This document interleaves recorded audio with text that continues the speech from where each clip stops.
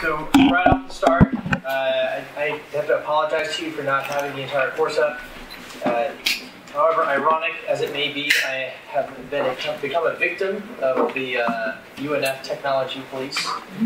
I deleted my entire course. Every hour of every day for a month, every day for 3 months, every week for a year.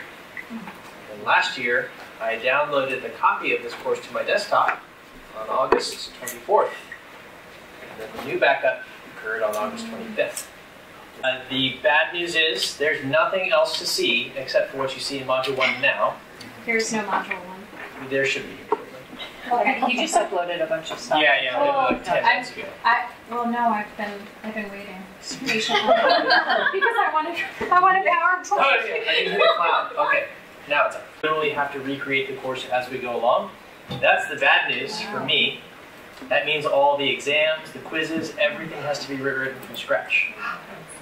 The good news for you is that means I have the opportunity to carve out even more of the massive amount of information that is talked amongst your upperclassmen and women.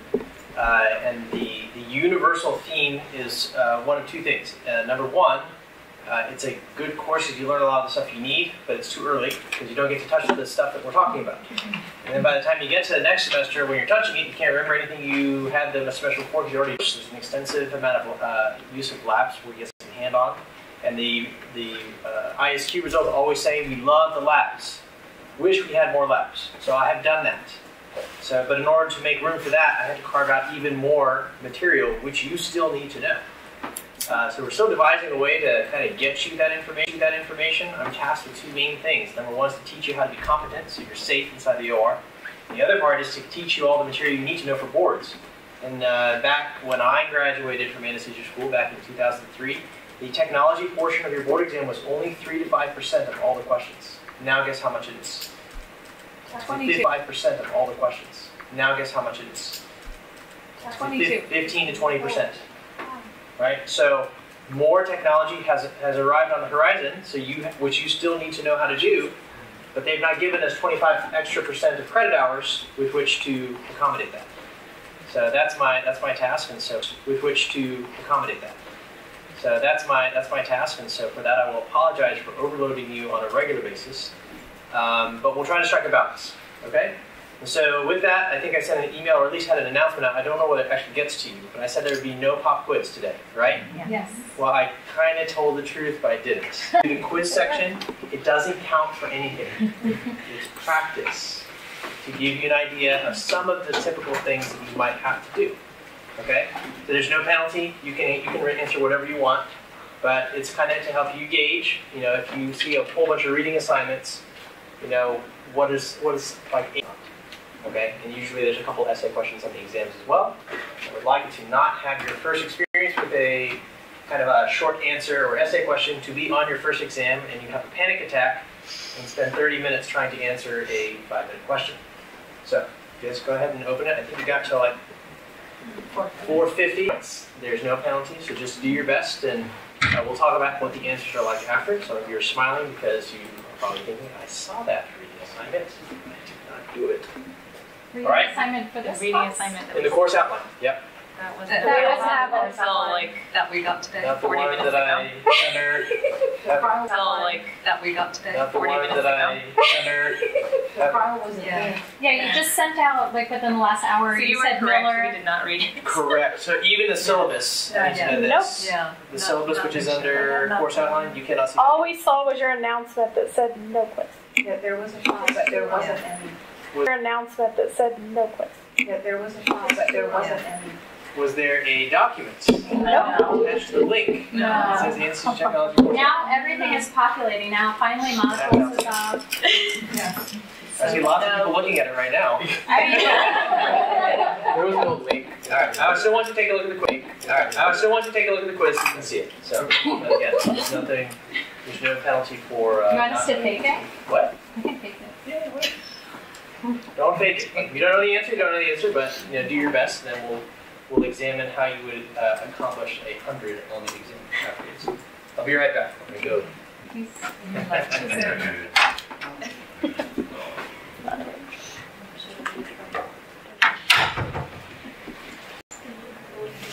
It's just one question.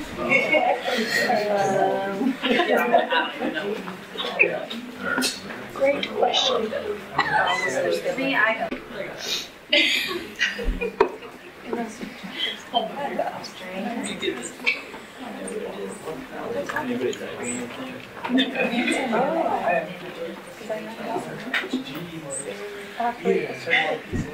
Because I read stuff that I wasn't supposed to yet, thinking I needed to. For principal. And it did talk about things. It still couldn't. What is the how to work Unplug? I don't remember.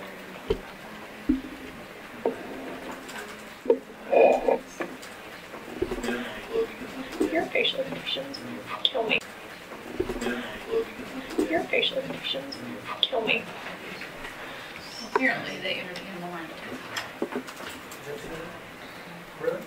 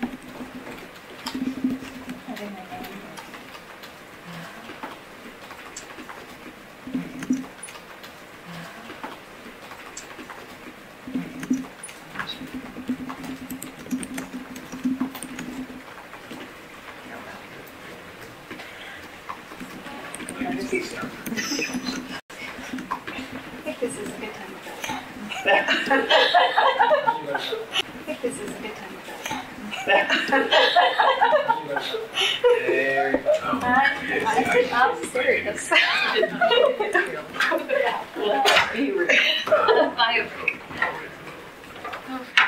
Submit. Yeah. Prepare to be entertained. It usually is. I like you too.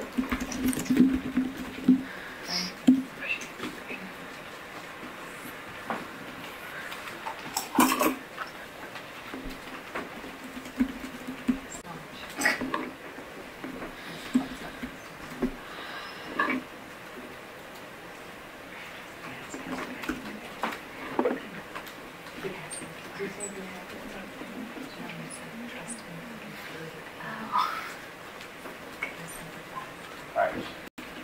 So, I'm going with a very creative answer. Didn't work out the way I thought it would. Sorry. We still get to see an example of the question. Yeah. That's the point. And now we know what to look for in that article. No.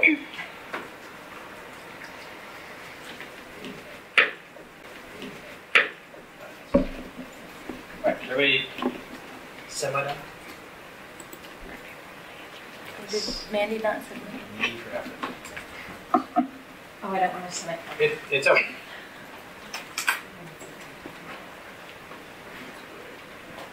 Looks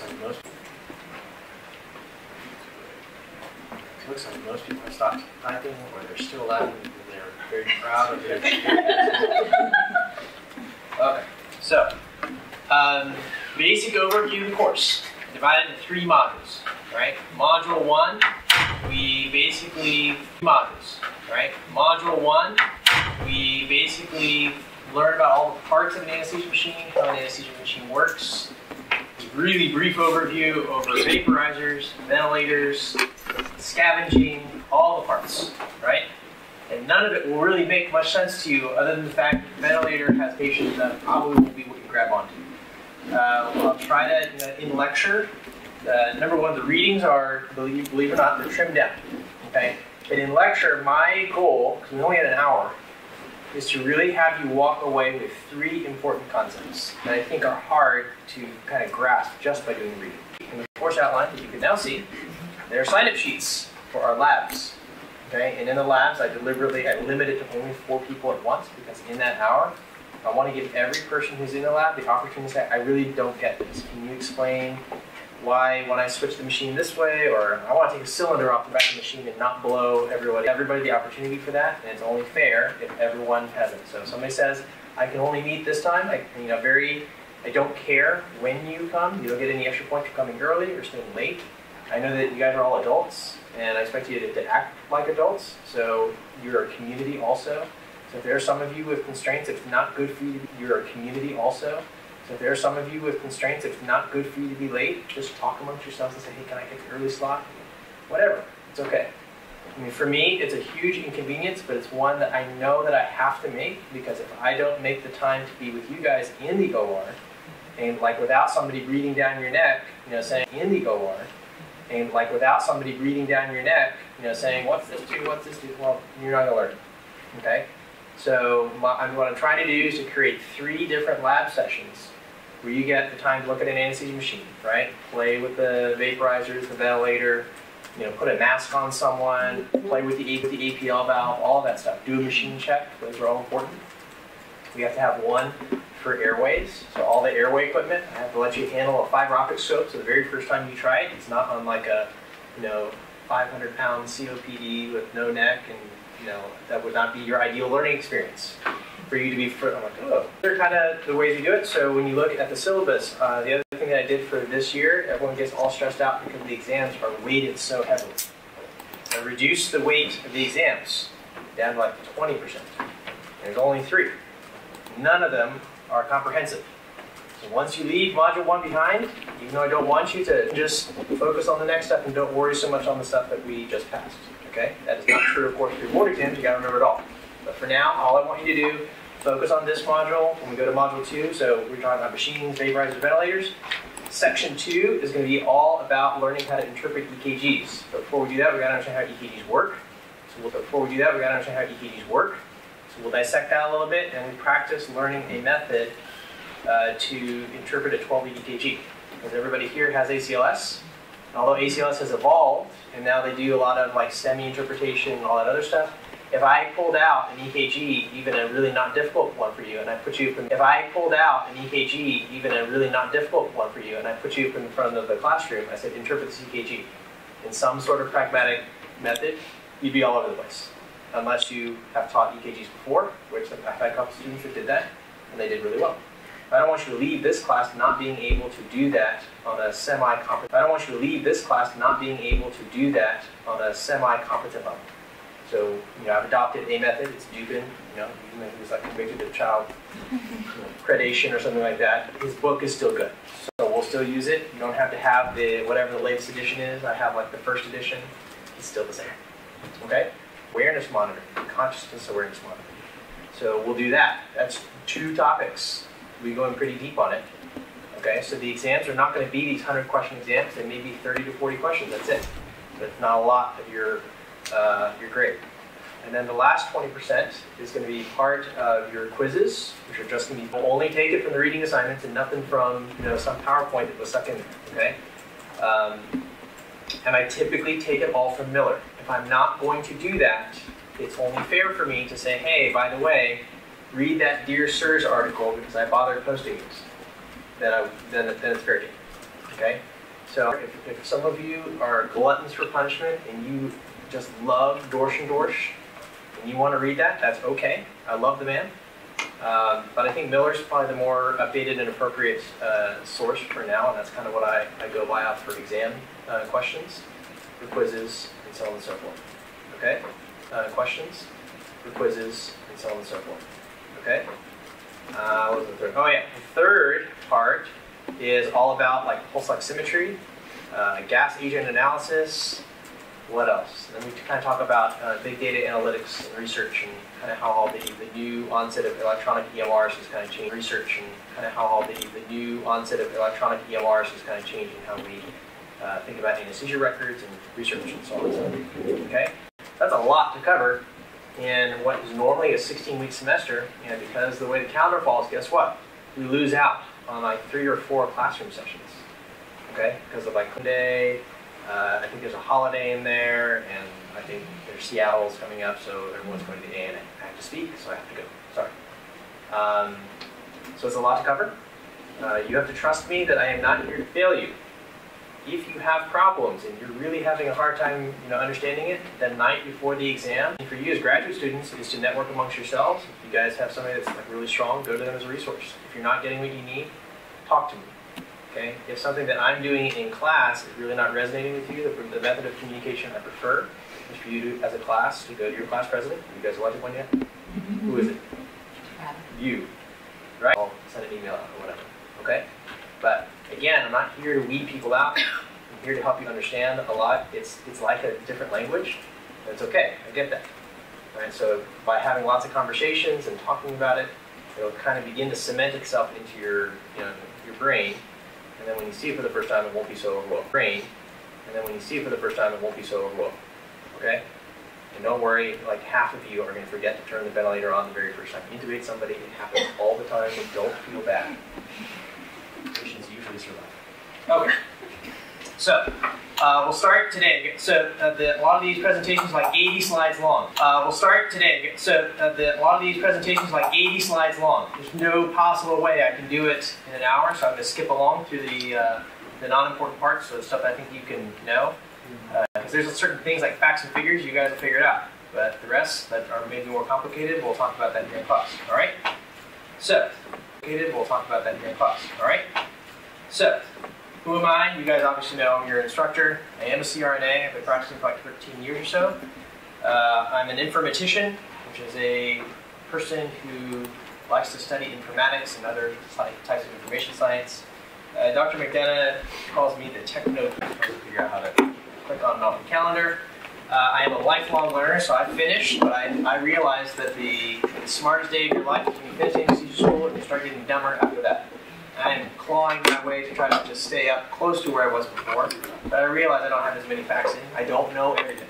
Okay, so although you may think that I know some of the things you say, I know full well you guys do the crap out of everything that I probably will say.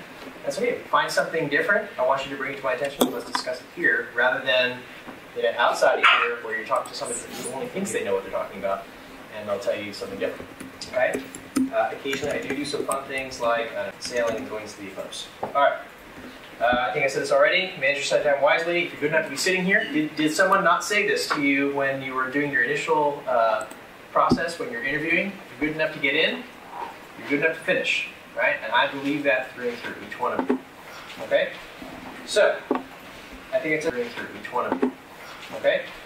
So, I think I said this already also. My challenge in all of our classes is really to teach the stuff you need to know to be competent, as well as the stuff you need to know to pass boards. Most of our practical knowledge this semester, honestly, is going to come from the labs. Because the things you need to know how to do, like change the lead. Honestly, it's going to come from the labs. Because the things you need to know how to do, like change the leads on a new anesthesia monitor, you need to know how to do that. You need to know how to do ST segment analysis. You need to know how to change the blood pressure cuff from every 2.5 minutes, every 10 minutes, or vice versa.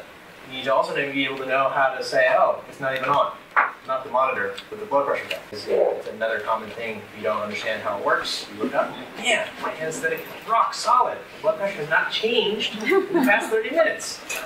Because we never took another one. Right? The little clues, the little itty-bitty visual clues that tell you that. Okay.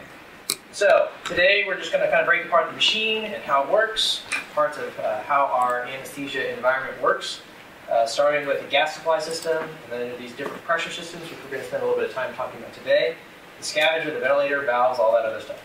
Okay? used to be that when we had an anesthesia machine, it was just the machine and that was it. And then the ventilator was on these bellows, and that's what would deliver the gases. But now they've kind of integrated all this tech into it. This is a Draeger type anesthesia machine. There's about 5 different manufacturers that make the majority of anesthesia machines used in the United States today. And when you guys grow up a little bit and maybe get to next year, and you may have the opportunity to go to, I don't know, like Amsterdam, may have the opportunity to go to, I don't know, like Amsterdam or Salzburg, guess what they do? They have all sorts of anesthesia machines in different languages, right? So think about the challenge for that. So anytime you think it's hard here, just remember it could be harder because it could not be in English. Okay? We actually have one of this is a modulus 2, if I'm not mistaken. Okay? We actually have one of this is a modulus 2, if I'm not mistaken, or a 210. When we talk about old school anesthesia machines, this is it, right? There's not much electronics in there other than the battery that turns the ventilator on, and I think an old school calculator display for the tidal volumes. That's it. Okay? Everything else is pneumatically driven. I had the pleasure, everything else is pneumatically driven. I had the pleasure of using this type of anesthesia machine in operating room number 6 at UF Health during a craniotomy when there was a complete and utter power failure, and it killed the auxiliary power as well. There are no windows in room 6, and so what do you think happened to everything? Lights out, including the wannabe Boy Scout. I have a headlight on all the time, so I just like to click that thing on and say, who's laughing now? And, but everyone's worried about, what about the anesthesia machine? The anesthesia machine is fine because these old school machines work on pneumatic only. As long as there's an oxygen supply, you can deliver anesthesia. Now, the automatic blood pressure cuff wouldn't work. Do you feel a pulse? Good. You don't feel a pulse? Turn it back down. Keep going. Right? Even older, there's GE Healthcare has a nice little online kind of like museum of old school anesthesia kind of delivery units. You can see those. This is called a GE or Datexomita ASIS, primarily Tampa, Halifax, and UF Health. So I tend to spend a lot of time talking about this one, although the same concepts exist in all the different makes and manufacturers. Does that make sense? So the modes may have different acronyms, but they do kind of the same things. Okay? Those are the 3 main guys. You guys should just remember board type questions is what's the limits for parts per million for contaminants inside the operating room with and without nitrous oxide. Just kind of squirrel that away in your head. I tend to ask at least one of those just to make sure you know it, but you will undoubtedly be asked one of those on your boards. Okay? The actual minimal components for anesthesia delivery is you need a bag mask valve device, a container, something to contain the volatile anesthetic agent. That contrary to popular belief, and also many clinicians just kind of say it, they just turn the gases on. They're referring to the anesthetic. But the only anesthetic gas that we use commonly today is nitrous oxide. You know, do most people care whether you call sevoflurane a gas? No. Does the chairman of the department care? He does. Do I care? Yes, just because I'm trying to teach you the right way, but that's really all that matters. Okay? So, volatile agents, you need a vaporizer. Right? And it's just like you guys have ever filled up your car with gasoline, you kind of look by the little gas spout, breathe for, or we give and deliver to our patient. It's the same thing. It's poison. Okay? But it's in vapor form, and we have to carry it in and out of our patients. Okay? Classic kind of a schematic diagram here of what an anesthesia machine looks like. And what I would like for you to take away from this is where the 3 main, basically 3 different parts. The high pressure system, the intermediate pressure system, and the low pressure system. Okay? The high pressure system is super easy. It's everything from the cylinder all the way to the first downstage regulator. Do we have any scuba divers in here? Anybody who's scuba divers in here? The tank of air, or nitrox, if you use that, is highly compressed. If you were to open that wide open and just like stick your mouth on it, your lungs would just explode. It's like 2,000 psi. We're down to like 14.7 psi. So there's a device called a downstage regulator into our reading apparatus. And the same thing exists on an anesthesia machine. So the cylinders are on the back of the machine, and everything connected to it, of which there's about 5 different parts, the yoke, right? And then all the way up to the downstage regulator is the high pressure system. Technically, you know, hospitals don't just like magically create lines. But before it ever got into the pipeline, which is the next stage, the intermediate pressure system, there's a huge cylinder, you know, outside in the, probably next to the parking garage that's full of oxygen. In that big canister is high pressure. At some point, I don't know where, it becomes intermediate pressure, and then where it's downstage regulated. Okay? So from becomes intermediate pressure, and then where it's downstage regulated. Okay? So from the first downstage regulator, which is after the cylinder, all the way to the flow meter needle valve, right, is the intermediate pressure system. Okay? And then everything after, okay? And then everything after distal to the flow meter needle valve and beyond is low pressure. Okay? Yeah, so that you can all know, all look at the same diagram. That means, so there's these clever little labels here, right? There's the nitrous oxide cylinder yoke and pipeline, right? And there's a pressure regulator here. So like in the middle of that square, there's something. It's basically a big screw that minimizes the amount of pressure leak from here to here, and we go to intermediate pressure. So that's the downstage. There are many diagrams that exist if you want to just further dissect it, but for all intents and purposes, you need to know that beyond that block, it goes from 2,000 psi down to 50 psi. And that kind of makes sense because the pipeline that comes from the wall, right, these big hoses that come from the wall of the vacuum machine, those are already downstage regulated. They are intermediate. Is this, but I cover this up, this little ball there, and I make the choice downstage regulator. It's impossible for the downstage regulator to be in the pipeline because the pipeline is already down, right?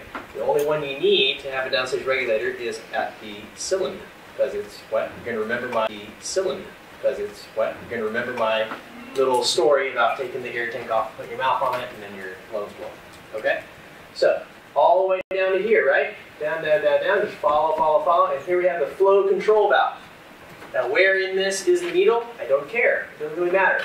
But somewhere in there is this needle? I don't care. It doesn't really matter.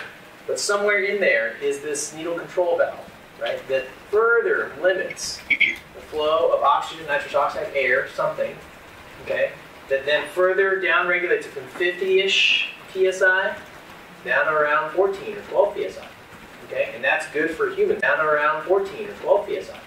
Okay, and that's good for humans to breathe, right? Even animals.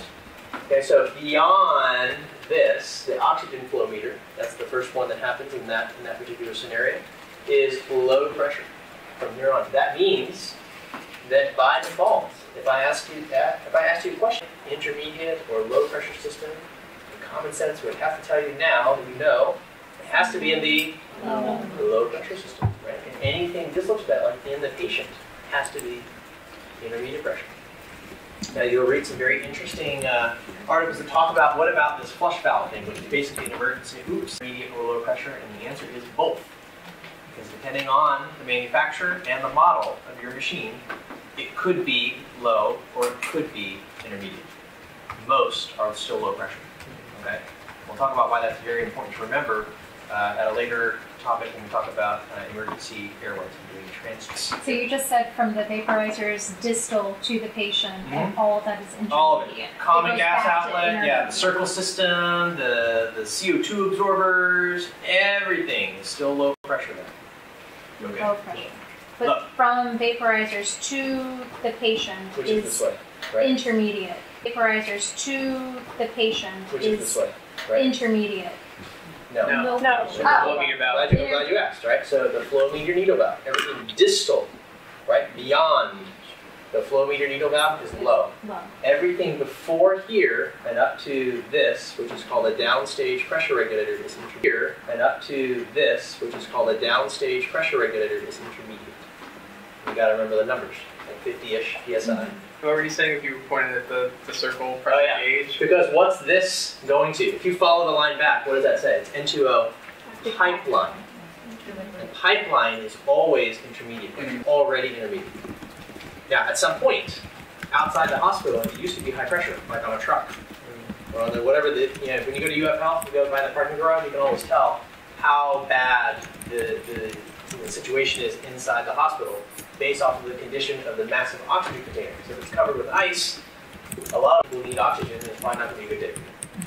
Okay, at least that's what I did. All right, so the pipeline is what? Is it high, intermediate, or low? Intermediate. Okay, you see, you guys are learning. Okay. Clear as mud. That's supposed to be simple. Now,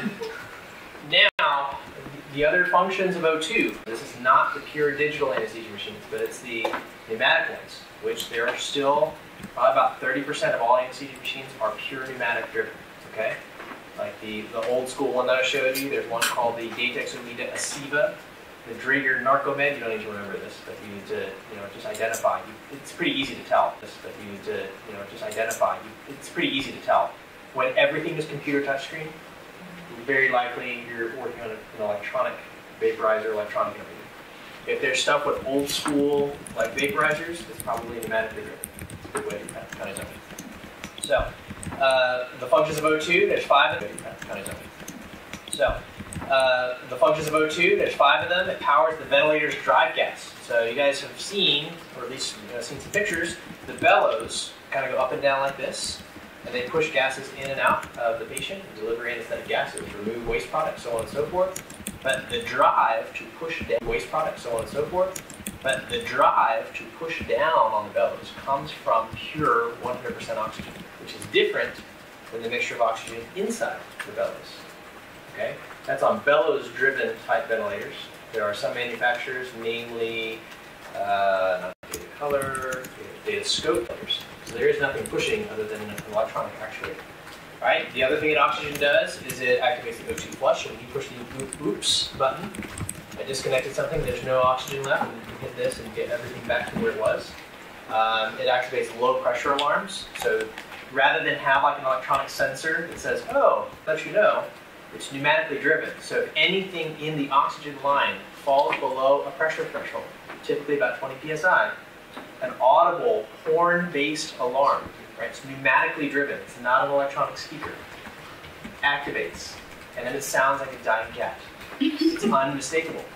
Okay. So that horn is operated by oxygen, and it's done that way intentionally, because if the oxygen source were to fail at a part outside of where your room is, you would need to know. You have no way of knowing, other than if you just sit there instead of looking at your patient, watching the gauge, which most people don't do. Okay. The other thing activates, which most people don't do. Okay.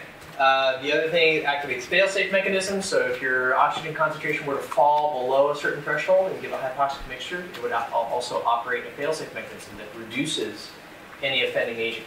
So typically, you guys probably read enough by now that we give nitrous oxide sometimes. Typically, you guys probably read enough by now that we give nitrous oxide sometimes. We give oxygen. If we give 50-50, that's great.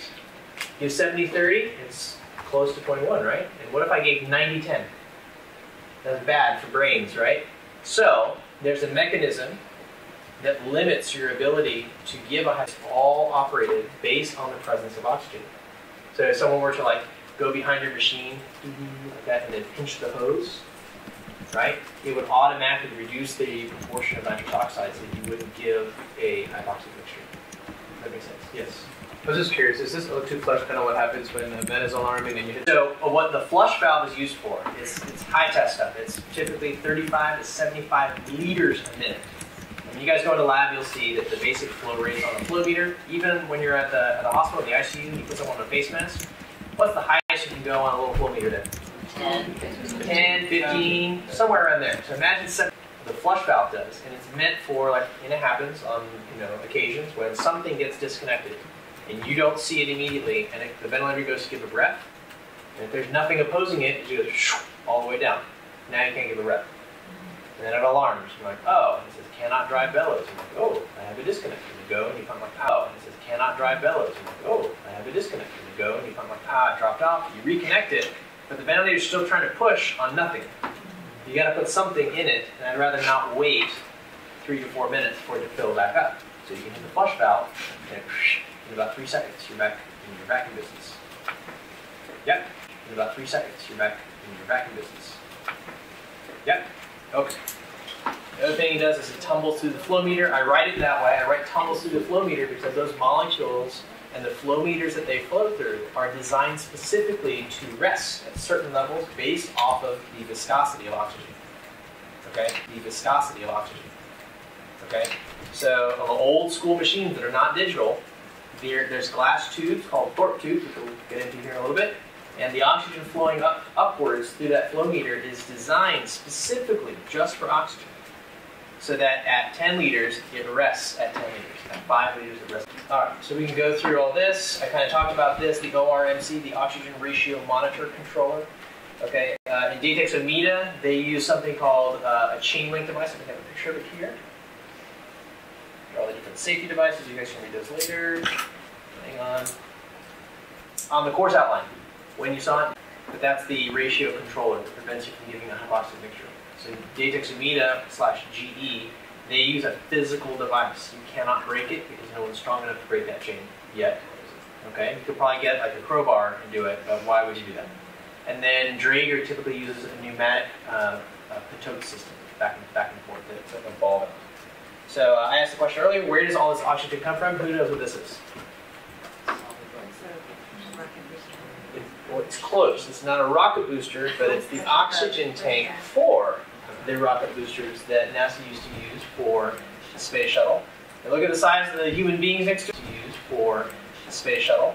And look at the size of the human beings next to it. That's a lot of oxygen. Hospitals do not have one this big, but they have something very similar. Okay, and there's all this orange insulation. You guys remember maybe from history, all those insulation things broke off. You get a thermal tile on the shuttle, and then we're on re-entry, bye-bye. You get a thermal tile on the shuttle, and then we're on re-entry, bye-bye.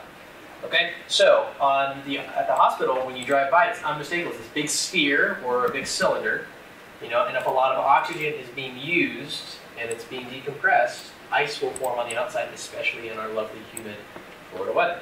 Okay, so it's that high pressure inside that cylinder, outside the hospital. And where the downstage regulator is, I don't know. I have not laid my eyes on it yet. But I know it's got to be from somewhere between that object and the pipeline in the wall. Okay? So, why do you need to know this? Because it has happened. There are documented incidents because they've been doing construction outside, and the cylinder is there, and JEA is working on something, and they didn't, engineer it out right, and all of a sudden, no more oxygen. And you're in the OR, 500 yards away, and all of a sudden it's gone. See, the procedure for recognizing your cylinder is, very necessary at that point. How often does that happen? Extraordinarily rare. But when it does, guess who the only person in the room who has been educated and is also responsible for knowing how to do that? It's you. Okay, so I know it really well, but I teach it every year. You're getting it once now. Okay, so I know it really well, but I teach it every year. You're getting it once now, and you may talk about it a couple times more in your life. Hopefully it never happens. Okay, but it's worth exploring that. Of all the tanks that you've got on the back of the machine that are your backups, at least make sure you've got some oxygen, because the oh shit moment that happens when you need it and it's not there is a oh shit moment that happens when you need it and it's not there is not a good feeling. A lot of places where we have ambulatory surgery centers, their oxygen supply is actually just a big tank. They have no huge, NASA tank outside. It's just a big H-cylinder tank. And it is not uncommon for those to be refilled several times a week. And they also have a backup bank, but what if both are gone?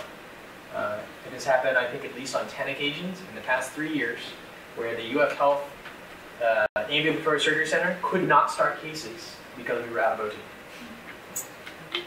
Why did that happen? Somebody all weekend long. And by the time we got there, nothing left. Right? And for elective cases, that's the right thing to do. You stop and you get replacement tanks. All right. So other things. I got to teach you what the difference is between DIS and PIS. So in the olden days, like 20 years ago, pipe safety system. So basically, if you had a nitrous oxide, an air, and an oxygen hose, it was impossible physically because the diameters of the hoses were such that you could not interchange them. Okay, and then for obvious reasons. PIS stands for Pin Index Safety System, and that was typically only for cylinders. When they mounted onto the yoke, they had these little indents. I'll have some pictures to show you. That would prevent you from accidentally putting a nitrous oxide into the oxygen, or vice versa. Okay, those are two safety systems that are in place. They hang in the yoke assemblies with the pin index safety system, and they're measured by. They hang in the yoke assemblies with the pin index safety system, and they're measured by board-on pressure gauges. So now you understand why you have two different gauges for each of the different gases that you have in your anesthesia machine. One for pipeline and one for the cylinder. You need to know both. Okay, today we actually have combinations of. Okay, today we actually have combinations of I call it SIS, S-I-S-S, Shape Index Safety System. They've got diamonds, ovals and pins, and they just make it nearly impossible. It's impossible to mess them up. It only goes in one. So for a reason, if you're colorblind, ask a friend. Okay, here's a picture of the difference. If you look closely, I think they go closer here.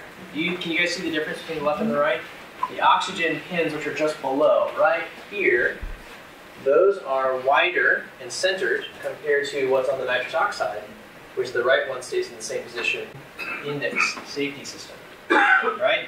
You guys should probably know, board type question, what the pin positions are for air, oxygen, and nitrous oxide.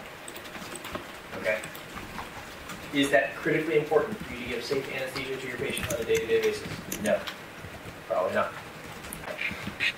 Just for fun, I may ask you the question, but probably not. Okay? Here's all the components for the high pressure system, right? And I kind of told you that in the beginning. Everything from the cylinders all the way back. There's a few parts in there that you should probably know. Okay? Not all of those are on the diagram that I showed you. You're still required to know them. That is the diagram that I showed you. You're still required to know them. That is the yoke block. You guys will have lots of fun inserting the oxygen tanks in and out of the yoke blocks, because you have to get it just right in order for the seal to be perfect. If you don't, once you take the wrench and you open up the oxygen,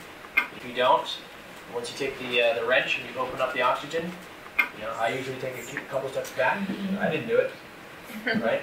And you'll discover, if there's no noise, no hiss, you got it right. And if there's a huge amount of hissing coming out, something didn't line up right. You have to undo it again. Okay? Don't worry. Everybody get a chance to practice. Let's practice.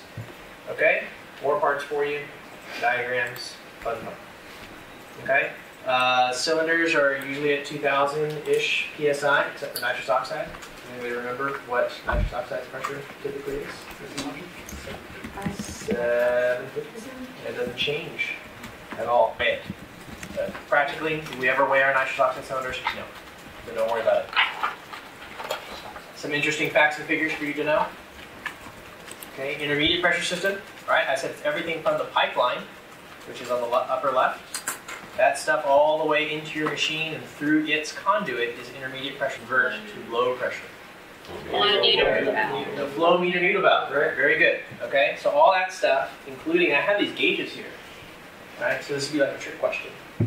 So which ones are in the intermediate pressure system? You would say the pipeline, right? So the pipeline gauges are all connected to the pipeline. So they're measuring the intermediate pressure system, whereas the cylinder gauges are not connected to the intermediate. They're measuring cylinder pressure, right? Fun stuff. Time running out. Okay. I get till 5:30. Whatever you want. I don't know. I get till 5:30. Whatever you want. I don't know. I've had that attitude before, and then some angry professor goes in here and says, "Yeah."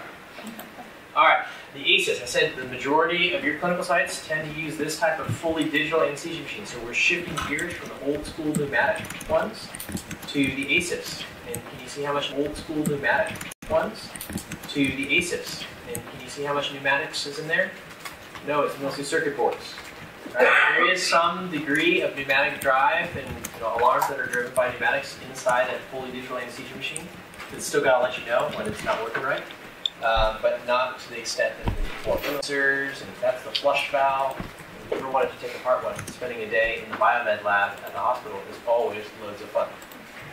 Right? All I do know is that my hands are not small enough to get in there and undo all the connectors and whatnot. But I figured you don't really get a chance to take this stuff off. So when you go back to this presentation and this little sequence here, I was just there for like an hour watching the guy take the whole thing apart and disassemble it.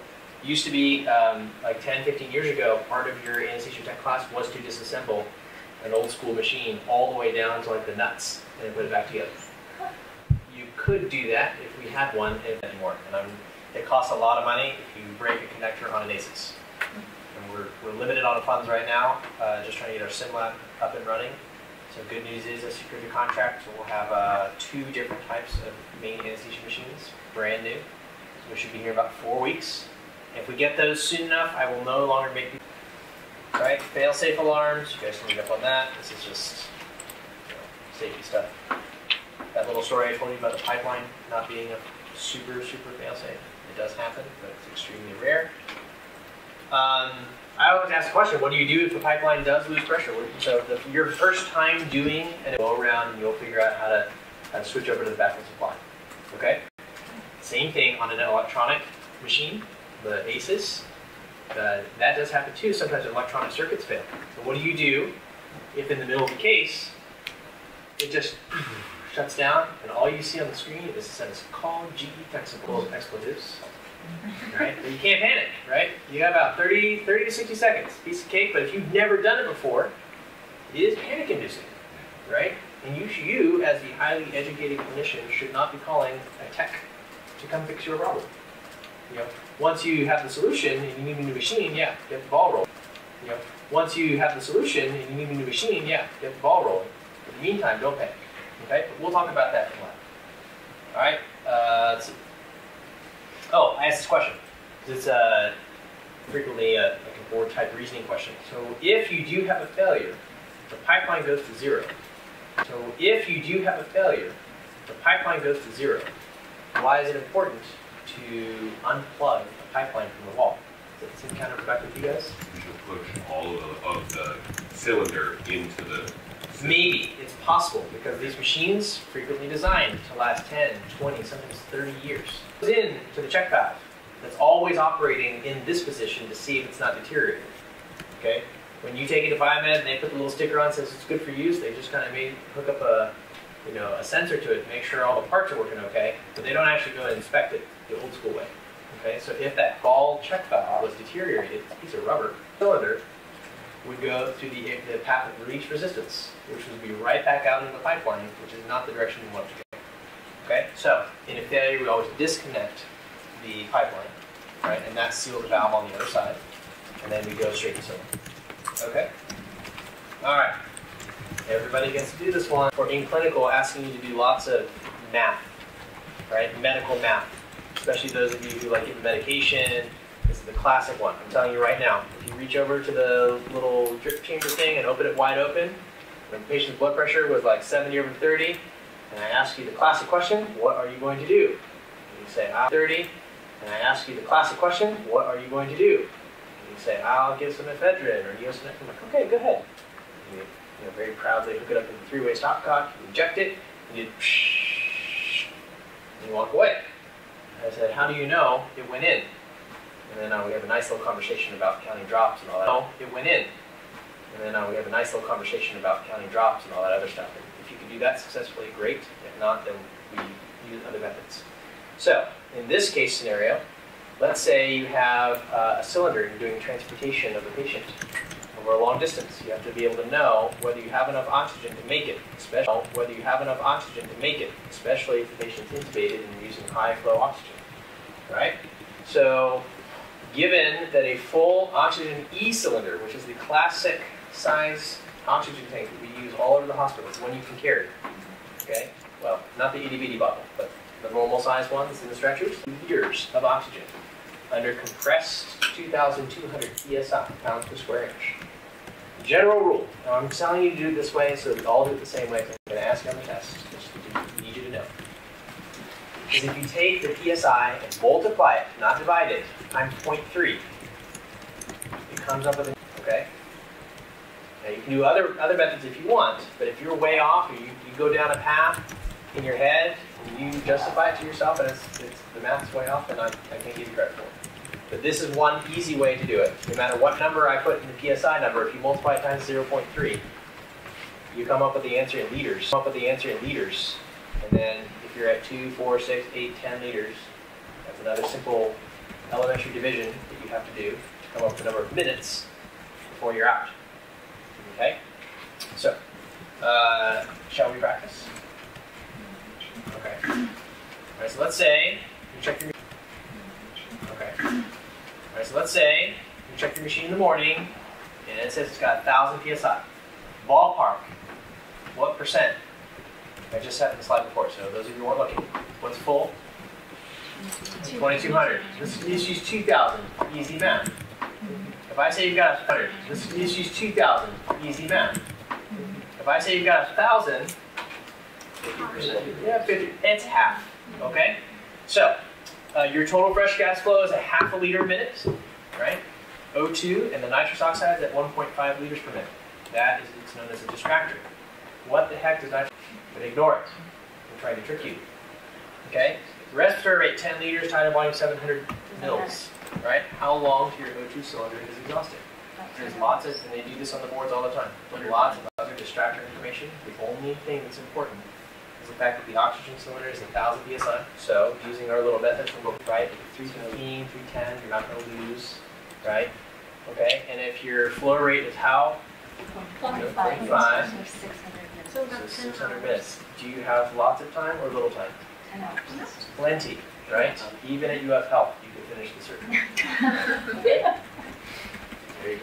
We'll talk about it today, but in minimal flow anesthesia, it's possible to give a hypoxic mixture. But in general, lots of engineering has gone into the machines to prevent you from giving a hypoxic mixture, like the PIN index safety system, the DIS, the oxygen ratio controller, the hypoxic guard, all this stuff. So anything to accidentally guard, all this stuff. So anything to accidentally switch the O2 into where, right? So if all of your safety features are dependent upon oxygen being that line, they go overboard to make sure you could never hook up something other than oxygen to something that should have oxygen.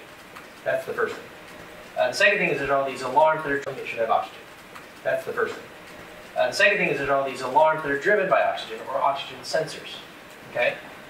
Let's see. Low pressure system here. Talk about the flow meter tubes. So that's the flow meter needle valve is the little thing you turn. Everything distal to it, which includes the tubes, the vaporizers, check valves, if they happen, the common gas outlet, the patient, all that stuff is the low pressure system. We were talking about this little thing here, that float. There's lots of words for it: rotometer, bobbin, Thorpe bobbin, all sorts of things, right? So this little float here is what, up this way, pushes it up. And you read the float from the top. Every type of float that you ever see in a Thorpe tube, you read from the top, except for one. And that is in the German engineered Drager machine. They use balls. So where do you think you measure those? So in the middle. They're always tapered. There's a picture of them. Pay attention to the very bottom. There, the oxygen is always the last gas in the chain. Right? So you kind of go up and down, up and down, up and down. Why do you think they put oxygen last?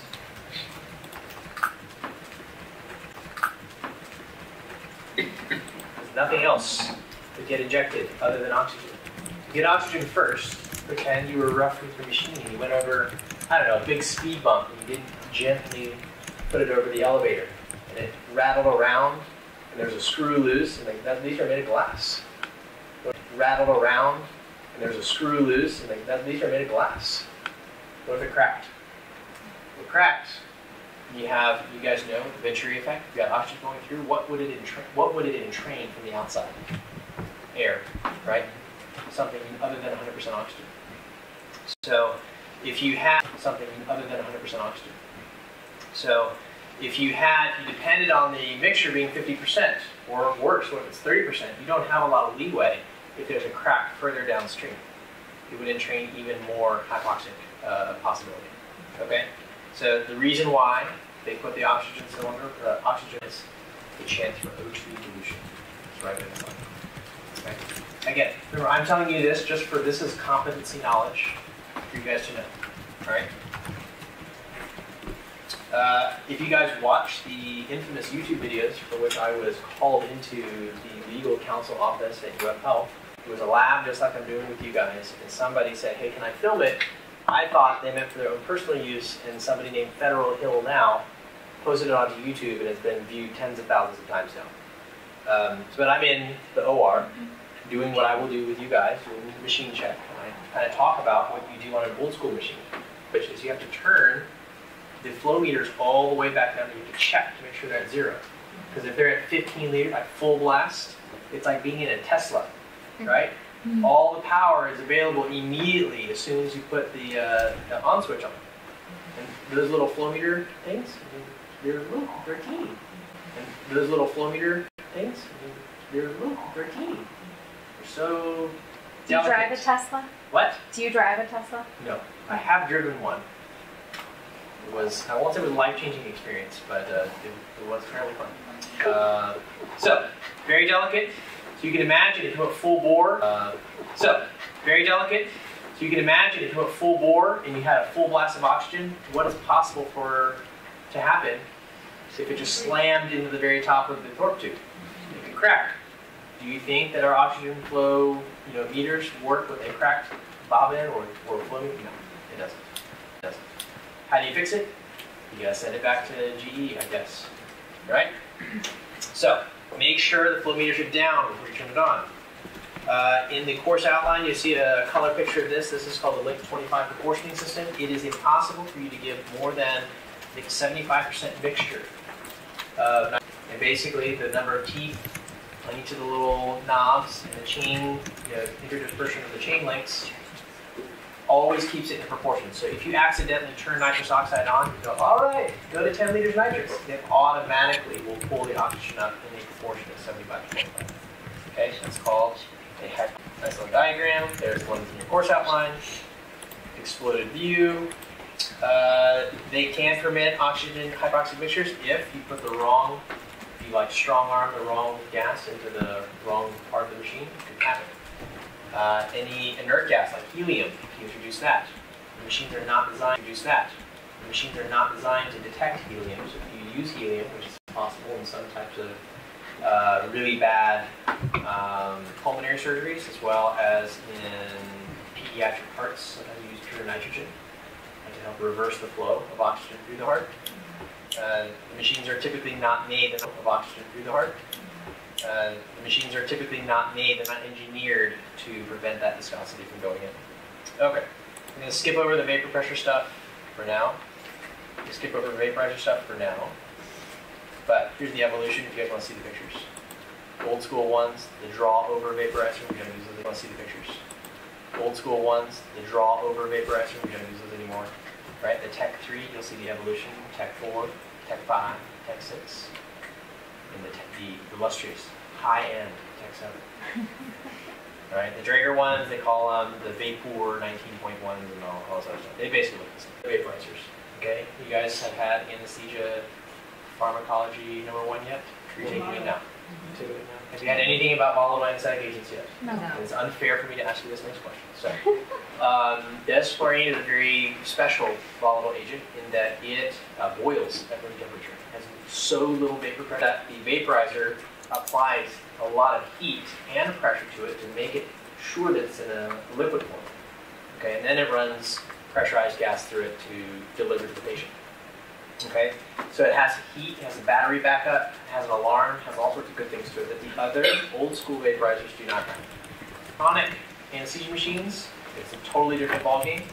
But if you see one of these here, when you're pulled in the OR, just put your hands on it, and guess what? It's warming the volatile agent to full capacity, 2 atmospheres of pressure.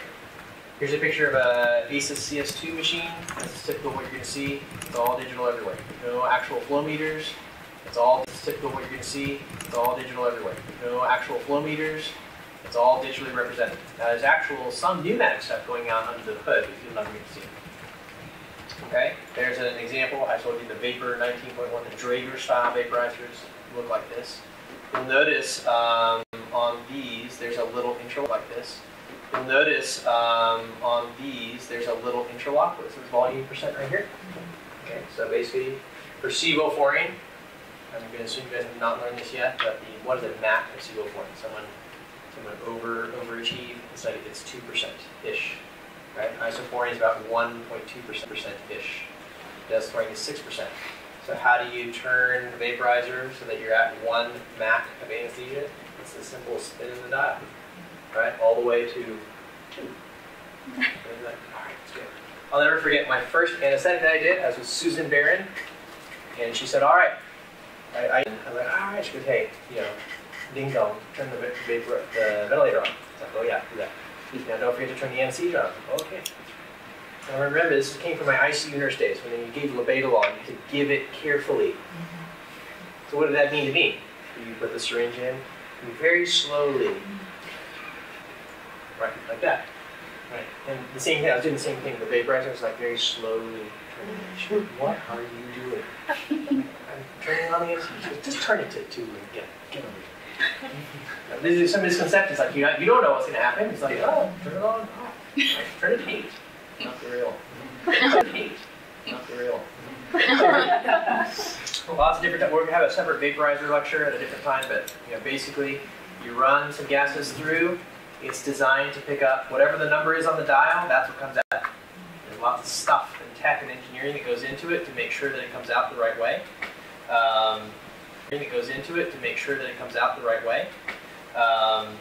We'll go into it later. Only one vaporizer can be on at the same time. You have to physically break the machine irreparably in order to break this interlock system. It's a safety system, so you can't accidentally give SIBO and ISO at the same time. Right? Physically, it will give SIBO and ISO at the same time. Right? Physically, it will break the vaporizer to where you can't use it. Okay, so it's one at a time. So if you go to turn it and it won't turn, turning it harder is probably not the right solution. Look at all the other vaporizers and make sure they're all off. That's usually the reason. Okay. I think that's it. It goes to the patient back. It's called the circle system. Right? Gauges, PEEP valves. Look at all this mess. This is a Draeger old school Narcomed 2. If anyone ever goes on a medical mission trip during your school or after your school, this is likely the machine's super cheap, super reliable. Okay? But if you've never used it before, I believe it's in Vincent's Medical Center. If you go there, they love the Draeger. And notice that you have right here on the Draeger this piece of equipment. What is this? It's a syringe pump for what? Do you think? Propofol. I'm really good at giving anesthesia, so you have to supplement with Just joking. All right, there's the ACEs. I used to think it was really important for you guys to know how to calculate the moles of carbon dioxide capture within CO2, but it's really not important, so don't worry about it. You do for boards have to be able to, it's really not important, so don't worry about it. You do for boards have to be able to know which are the active compounds. So you have to, if I give you a list of chemicals, you have to be able to tell me which ones are the components of berylline, soda lime, and there's a third one on the market that is lithium, uses lithium. Okay? But I won't ask you for the purposes of questions for exams. Okay? But I won't ask you for the purposes of questions for exams. But you do need to know boards. Okay? There. See, I'm cutting out all the good stuff. Right? You would spend hours trying to memorize that. The risk reward for that is just very low. So leave it alone. People looking on the outside. I know. Okay, gotta go practice. Someone go take her out. Valves, these are unidirectional valves. The machines you use today, they have digital ones. You'll never take these apart. We do have one for you to be able to take apart, so you shouldn't be scared of doing it. You need to make sure you put it back the right way, or guess what? You'll introduce a malfunction into your machine. Primarily use, there's either one or two types, descending or ascending. Right? And it's described based on what happens on exhalation, so we use ascending bellows. The descending bellows were not very popular because if you ever had to disconnect, they would just hang there. And you never know. So that fell out of popularity. Scavenger, this thing scoops up all the waste, high concentration on a regular basis. So it basically is a constant vacuum. You know there's a problem when that green balloon, which is a different diameter than your normal breathing bag, just will not deflate. And every time the patient breathes, you hear this unmistakable, it's that noise. It's that noise. You look over, the balloon's this big, it's just spilling all the waste gases into the operating room. You just turn this little knob right here. Again, we'll do this in lab.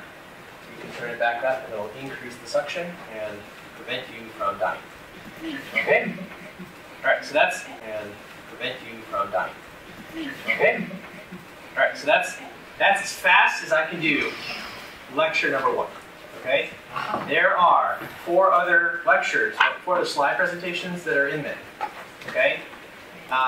What I would do is I would use those to supplement your readings. I would use those to supplement your readings for now. I leave the low flow primer alone for now. Just don't even touch it. Okay? That's for maybe a little bit more advanced stuff. But I'd rather you look at the vaporizer. Yeah, the anesthesia. Okay? Let me go see these people. If they're really waiting, then I'll have to get out of here. But if they're not waiting, then I'll see if I can.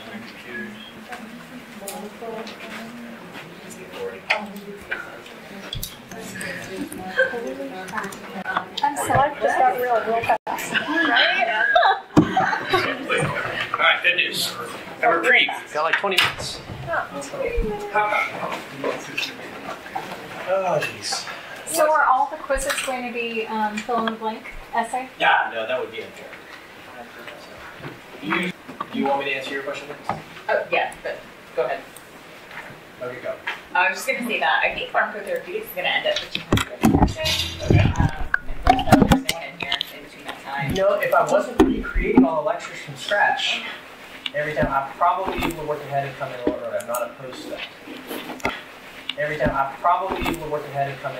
not opposed to that. But I also want to be sensitive to you guys' time too. Some of the sticking points on this class I've always feel torn.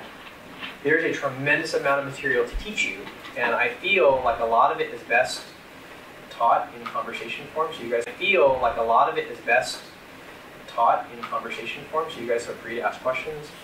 Yeah, I know it's mind-numbing to read through Dorsch and all this other stuff. I get it. But I don't have a choice. Like right now, you get 1 credit hour. And the reason why that is, that you understand, is the philosophy was we could make if we wanted to.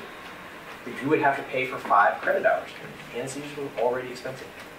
The old mantra used to be, we own you. Right? You are mine for as long as I want to go to 8 o'clock. You know, you have no other responsibilities. But that's the old school way of thinking. When I was in school, heaven forbid I ever went to Dr. You know, your date is with your books, son. And that would be it. So we've kind of modulated, largely thanks to some of the more nurturing faculty that we have, on board here, and even myself. As hard as I can be, I have to be respectful of your time as well. So I don't want to do that. And then if there's like some of you who that's not fair to the rest, you can't. So I've really got to strike the right balance. And so I usually end up pushing when it will depend on you guys to say uncle. That's fair to ask. Okay? That's the best I can do. What I asked for was to redo the entire curriculum, so we have Anesthesia Tech 1. For me, I don't feel comfortable teaching you if I cannot give it on an exam. I need you to be able to somehow articulate. Sometimes that's in essay form. A lot of times it's in multiple choice form. Sometimes it's in fill-in-the-blank form, and on very special days we do matching. Love matching. Maybe 1 or 2. They're always going to be at the beginning. Once you're done with essays, you keep moving. My exams are always the same way. You see 1 question at a time. Once you hit submit, you're done. Just like the boards. Okay? If there's a multiple answer question, my requirement that I, as an instructor, have to get my responsibility to use, I have to say out of the following. Okay? If I do that, and you choose 3, and then the 4th one is just not the right answer, you lose the entire question. Because on your board exam, that is how it is. Okay? Now, some questions that are like nearly impossible, I won't even say. I said just pick the correct answers. And if I don't specify, then you get partial credit. To mimic from a very early point in your academic education, the ability to kind of get used to what it's going to be like for boards, okay, without killing you. All right? What else? Oh, I forgot one thing. There's another type of test. New for 2017. So they're not impossible, they're basic. Can you turn the machine on? Show me how to turn the ventilator on. Change the vent mode. You'll have a checklist. You'll know what it is ahead of time. It's not meant to stress you out, but I need to know that you can somewhat intelligently operate the machine. So if we're going to divert some of our didactic to lab, then I feel more comfortable if you can actually operate. Okay? It's machine, it would be monitors, like the physiologic monitors we use. We'll do this all in the lab. Okay? fair to me. I would not feel comfortable in your shoes. I mean, think about it. You're going to arrive in day one, and I don't want to be in the position of you actually not knowing how to use the machine. And I don't want to be in the position of you actually not knowing how to use the machine somewhat. You won't be an expert, but you'll at least be able to turn it on and switch modes and whatnot. But the other thing is that you're responsible, right? Primarily. I don't want you to feel like the first time you ever flew a plane and no one gave you any hands-on experience. Time you ever flew a plane and no one gave you any hands-on experience. I don't know what this thing does. It starts switching things. It scares everybody. Okay. All right. So yes. You said to don't worry about the low flow primary. Skip. I'm telling you, it is 125 pages of fascinating for me, numbing for you, and there's not a lot of bang for your buck right now. So just skip it. It's there because you will need it later, but I'd rather you not focus on it for right now. And again, use the presentations as more like supplements. I'd rather you read in Miller. If there's something you just don't get after you look at that, it's fine. Yes. I'm just trying to figure out. So I'm in your course outline. Oh yes. I am looking at the module date 1, and it says to read Miller chapter 29, page 755.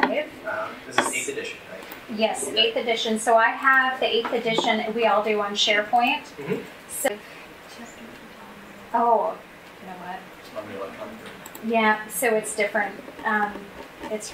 I'll tell you in just a second. It is 752, or like on the PDF is actually 883. Exactly. That's where I'm going. So Yeah, I just wanted to Yeah, that's make everybody. That's where I'm going. So Yeah, I just wanted to yeah, that's make everybody in here know.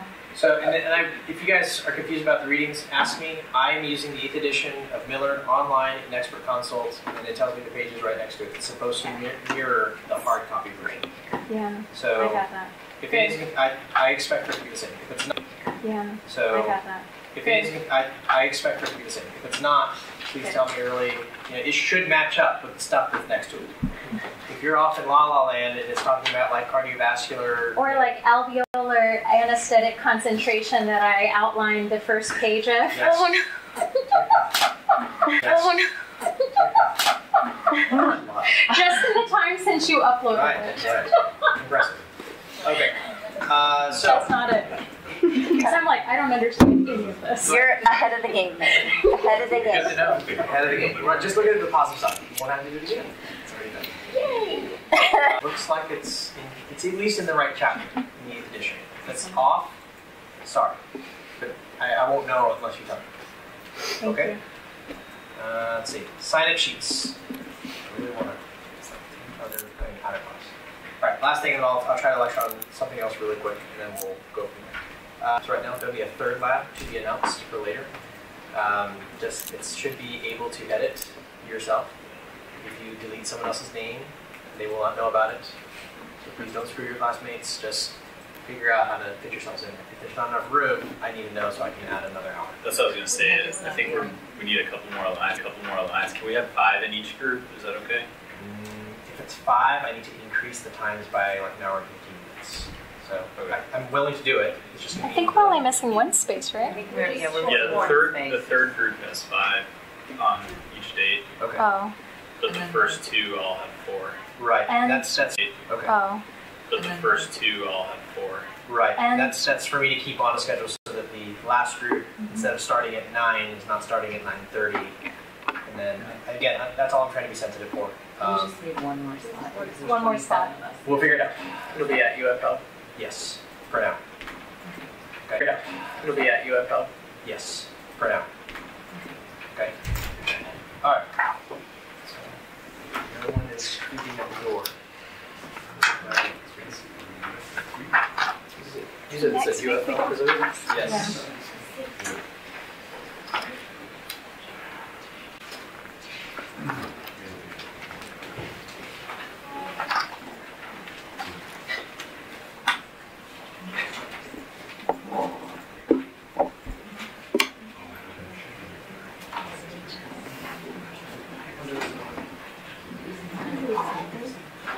I'm going to talk to you guys a little bit about vaporizers, just an overview. Okay? And we'll take whatever you have. I know. Dr. Paul, Yes, sir. Before we move on, just because we're doing lab next week, where do we go? You will receive instructions and pictures before that. Prevent you have help. Find someone who has. We're going to meet at the Golden Elevators. Oh, yeah. It's the only one. Okay. You can't get lost. It's in the atrium next to the coffee shop. Yeah. Right? No big deal. We don't have a McDonald's there, so. Will we change there? We will change there. I do, and again, just because it's not typical, I don't care. And again, just because it's not typical, I don't care if you don't come in business attire. You're changing into scrubs. You're going home after. So I will get scrubs. You're not supposed to come into the hospital in scrubs. They're like, and the CEO's office is right on the ground floor. Whether he'll be there at 6 p.m. or not, my office is right on the ground floor. Whether he'll be there at 6 p.m. or not, I don't know, but I don't like to take the risk. Okay, and then I'll usher you guys up to the second floor where the changing area is. You guys can get all the scrubs you want. You know, there's locker rooms there. Just change out of them, and then meet in the ORs. And then near the end, the first person who goes through our little kind of session will be responsible for going downstairs to lead the next group. And I'll give them my keys and whatnot, and you guys can just rinse and repeat all the way through the evening. I get to do that 2 nights in a row, several times this semester. Okay, and that's going to count for our sim lab. We'll be in there a lot, but it's just not there yet. And I also want you to use the actual monitors that you're going to be using at one of your primary sites. Okay. All right, vaporizers. So, with the exception of the ACES anesthesia machine, which uses basically, if you were to take a bottle of sevoflurane or isoflurane, you shake it like this, it sounds just like liquid in there because it's contained. And we have special ways of being able to deliver what's in the bottle to fill it up just like a gas tank in your car. Okay, and much like a handle and a gas tank handle, they're different sizes, so you don't actually mix them up. Same thing with volatile agents. So each of the lids has a different key system. There's lots of 4 different types of key systems for different vaporizer brands or bottles. So, but you cannot, except with isoflurane, just open it up and kind of pour it like you're pouring a glass of wine. It doesn't work that way. Okay, so you have to put the special key on the nozzle, and it only fits in one way, only into that particular vaporizer. So it's a vaporizer key system that they have to introduce safety. We will discover here in just shortly. After it goes in the vaporizer, the story I like to tell of how it works is that you can't just kind of like wave it into the common gas outlet. It doesn't work that way. Like it's a very highly precise piece of machined equipment. Like I said, you just turn the dial to 2 and magically 2% comes out. That's kind of the hardest thing for me to get across to you guys, because you've learned probably several different definitions for MAC, right? What's one of them? Monitored anesthesia. Very good. All right. Monitored anesthesia care is, what's one of them? Monitored anesthesia. Very good. All right. Monitored anesthesia care is conscious sedation delivered by a qualified anesthesia professional. Okay? And then you learn another thing about MAC in relation to alveolar concentration. Very good. All right. Minimum alveolar concentration is just the, if we say 1 MAC, is just the, if we say 1 MAC, do you know what that means? Something about 50% of the population. Right. For all intents and purposes, the easy way for you to know is 50% of the that's half the answer. Right? It means that 50% of the population who have an end-tidal concentration of 1 consciously. They may be unconscious and move their leg, but they're not going to be conscious, they won't remember. Okay, that's only 50%. To get to 90 or 95%, you've got to go to 1.3 MAC. Okay, so we use isoflurane because it's easy math. We'll use 1% as 1 MAC. Pretend. Okay, it's 1.2, but just for 1 MAC, then 1.3 MAC would be 1.3%.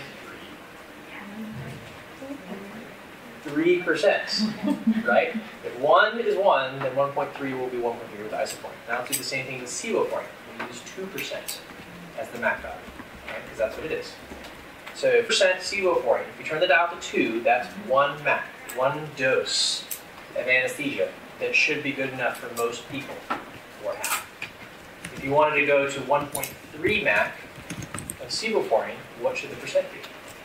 2.6, 2.8, somewhere around there. Less than 3. 2.6, 2.8, somewhere around there. Less than 3, more than 2. Right? Essentially is how we do it. Okay? And then for desflurane, 6% is the MAC value for desflurane. So if 1 MAC at 6%, then 1.3 would be? 1 MAC at 6%, then 1.3 would be? 7.8? Close to 8, right? A third of whatever the MAC value is. Okay? So, why do I tell you all this? Because it's hard to kind of understand, like, the MAC value, and then you have these percents that are on it, and what are they all supposed to mean. So I'm going to skip past vaporization. You get all that in chemistry and physics, saturated vapor pressure, so on and so forth.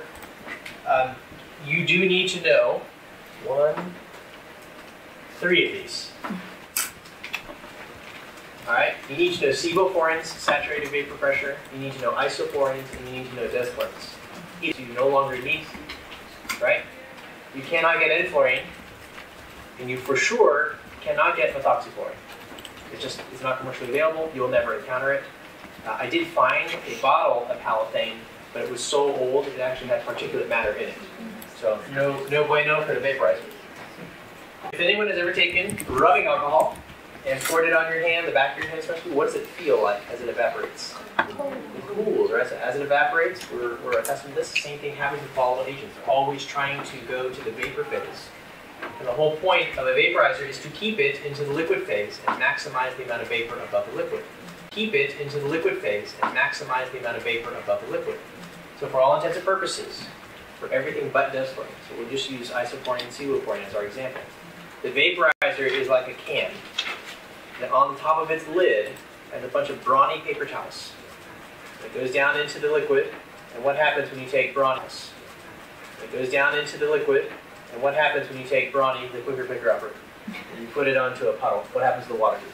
It would go straight. If I held the paper towel up like this and I put it into a big puddle on the table, it would just, right? Capillary action. It would help raise it. And by doing that, it increases the surface area of exposed volatile agent. The surface area of exposed volatile agent in its still liquid form, but it makes it more evaporative. So as gases get carried through the vaporizer, right? When you blow on your hand and there's alcohol or even sweat on it, it feels cool, right? The same thing happens when we run carry to compensate for varying temperatures and vaporizer output. So without getting too heavy into the details, there's this little foil that adjusts to the ambient temperature in the room. So what do you think would happen if the temperature went from 60 degrees to 85 degrees? Would there be more evaporation or less evaporation? Would you sweat more? And then we cool off more, right? So there'd be more vaporization that would be happening at a higher level. Okay? If you blow very softly on your hand when there's alcohol here, versus blowing really hard, right? Think about a fan on high versus a fan on low when you're sweating to death in your apartment because you can't afford to turn the AC on while you're a student. Right? The fan's on high, do you not stay cooler? So the same thing with carrier gas. I think somebody just stick your hand out there and ask them to wait. You want me to ask them one time? Act like you're a child.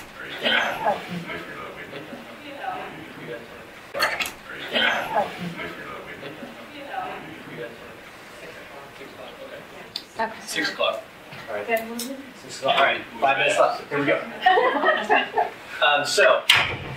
For those reasons, right, we have to have mechanisms in the vaporizer that account for 2 main compensations. One is the vaporizer that account for 2 main compensations. One is for temperature. So there's this like foil that's in the vaporizing channel that basically, as gases are coming in from left, right. Temperature compensation, blah, blah, blah. Means too much text, not enough pictures. There we go. All right, so as gases come through this way, right, there's a foil that sits there, and it's physically engineered. There's no electronics in it. And it bends one way or the other way depending on how hot or cold it is. Right? So we Right, so if there's more vapor than it was when it's colder, would I need to send more or less gas through this part to pick up agent? Think about it. If it's hotter in here, because the temperature of the gas is hotter, it will pick up more molecules of volatile agent. And thus the output would be, oh no, don't enter, and it just squeezes down to a little sliver. Okay, when it's hot. And then when it's cold, like 50 degrees in the OR, it opens up a little bit. And it opens up just the right amount so that when you turn your beloved vaporizer dial to 2% always comes out, no matter what the temperature. 2% always comes out, no matter what the temperature. Does that make sense? Okay. It's like skipping over lots of technical detail, but that's the main idea. And that's called thermocompensation. There's one other thing that also comes into play, and that's with flow radius. We talked about the fan being on high, medium, low. You feel cooler when it's on flow radius. We talked about the fan being on high, medium, low. You feel cooler when it's on high because you got more evaporation happening. So the same thing happens when you turn your flows up to 10 liters versus 1 liter. When there's a ton of flow coming through at a very high rate of speed, it tends to pick up more volatile agent. So that compensation chamber will cool. That compensation chamber will cool. And guess what happens? It will open up some more. Okay, but it's diverting the extra flow around it. So no matter what, your vaporizer, again, these are not the electronic, Aladdin cassette. These are the old school, cylinder, basically they're like, okay, with Brawny paper towels stuck in there to help bring the vapor up. Okay, those are called baffles. Okay, so it's all engineered. There's no electronics in it. It's the amazing part of the engineering. They've got just the right amount of insulation, the right amount of alloys of different metals to keep everything stable inside the vaporizing chamber. It's always the same, plus or minus 5%. Okay, so that it doesn't really impact your vaporizer delivery. All right, the last thing I need to teach you about this, you may or may not be asked on your boards.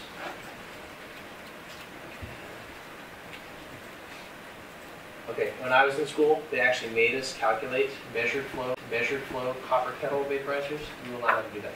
You can do that. I'll go through what happens when you put the wrong agent. Let's say, blah, blah, blah. Slide Almost. 44. Blah, blah, blah. Slide Almost 44. There we go. So let's pretend we break the keys. Like, ha ha ha! I'm going to take isoflurane, I'm going to put it in sevoflurane's vaporizing chamber, and we're going to really get it down now. Right, so this is where your vaporizing chamber, we're going to really get it down now. Right, so this is where your saturated vapor pressure comes into play. You have to know the SVPs in order to know what will happen. Okay? And there's a very clever mnemonic. Right? It's called high, low, high, or if you do the opposite, low, high, low. So somebody go back and look at your saturated vapor. Okay, that's the first. Put that into a sevoflurane vaporizer. What will the output be? No. So what's the saturated vapor pressure of isoflurane? 238. 238. And then what's the saturated vapor pressure of sevoflurane? 160. 160. So this is a high. So let's pretend somebody's playing a joke on you and they put isoflurane in sevoflurane vaporizer. When you turn sevoflurane to 2%, 2% will not be coming up. Close to 4% will. And it won't be sevoflurane. It'll be isoflurane, which is 4 Mac, which is enough to put it up. Likely, no, because we have all these safety systems. But you should know this is where the chemistry and the physical properties of the volatile anesthetic agents come into play. And this is why they don't make vaporizers that you can just turn a dial and then stick some isoflurane in and then later empty it out and put it back in. The last thing I have to teach you that's very important, and later empty it out and put it back in. The last thing I have to teach you that's very important for these old school vaporizers is never, ever, ever, I'll use the methoxyfluorine example because its SVP is 23. So what if you put methoxyfluorine, what if you put sevoflurane into a methoxyfluorine, what if you put sevoflurane into a methoxyfluorine vaporizer, should it exist, you basically, as soon as you turn it on, you kill someone. Okay?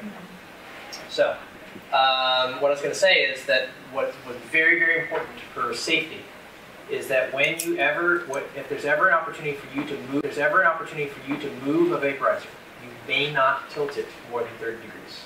Right? That little canister that's in that's holding the volatile agent is meant to stay in the vaporizing chamber. If you were to lay it down on its side, the volatile agent would then go to other parts of the vaporizer that were never meant to have volatile agent. And this would not be 2%, maybe 16% placebo point.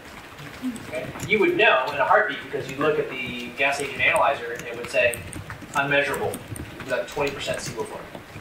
And you would also have no blood pressure. Okay, so what do you do if you discover one like that? You take it out of service, you take it to biomed, send it back to the manufacturer, disassemble the entire thing, put it back to factory, and then send it back to you. Okay? So never, never, never tilt old school vaporizer. Now the Aladdin cassettes, you can juggle those if you want. They're safe. Alright? But not the old ones. That's all I can. Thank you. Alright? See you guys next week in the lab. Any questions? Don't ask now. Think about this first. Try to do something else. Get back. Thank you, Preston, for taking Are you alright? That's going to be amazing. This one there, remember? No, We're learning anesthesia stuff. So I did not want to.